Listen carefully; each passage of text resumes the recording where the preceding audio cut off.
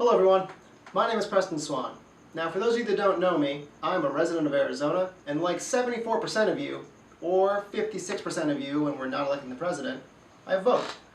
And I gotta say, we have a very full ballot this year. I mean, we have the governor, we have Arizona Corporation Commission, we have judges, we have the Arizona State Mine Inspector. That's a thing we elect.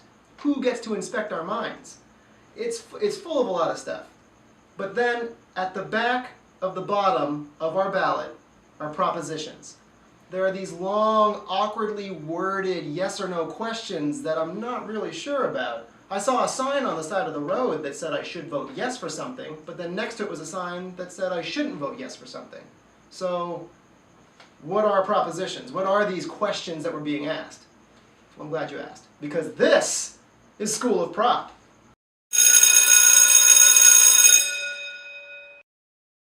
So what is School of Prop? School of Prop is my attempt to take these complicated propositions and break them down in an easy to understand manner. I admit I'm a little biased at times, so what I'm going to try and do is explain both sides of these propositions before I go off on my personal rants and opinions. And they're going to come out. Trust me, you're going to get an earful. With that in mind, let's get some basics out of the way. What is a proposition? A proposition is a proposed change to the state's constitution or statutes, and it's asked in the form of a yes or no question. If the majority of people vote yes, it passes. If the majority of people vote no, nothing changes. It doesn't take anything away from our current laws, it leaves them as they are. Now there are two ways that propositions can get on the ballot: citizen initiatives and legislative referendums. Let's take a look at both of them. Now a citizen initiative is when enough registered voters in the state sign a petition saying that they support putting a certain proposition on the ballot. Those signatures have to be collected by another registered voter in the state and must be collected in a very uniform and timely process. It's all very orderly. To get on the ballot, a citizen initiative must have at least 10% of the registered voters from last gubernatorial election, which is this many people.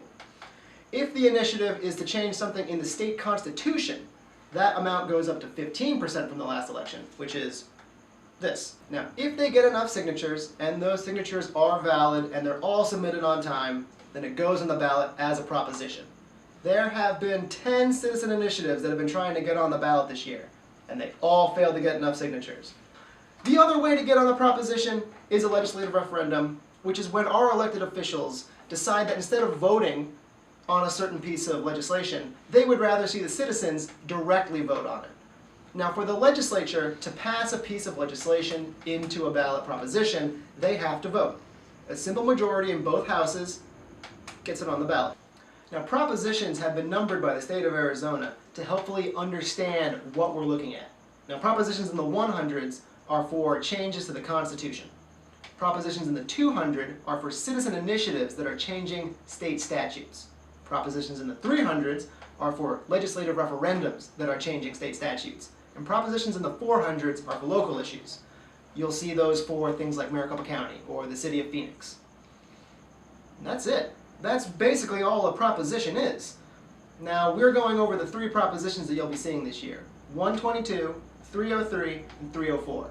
So until then, sit back and enjoy School of Prop.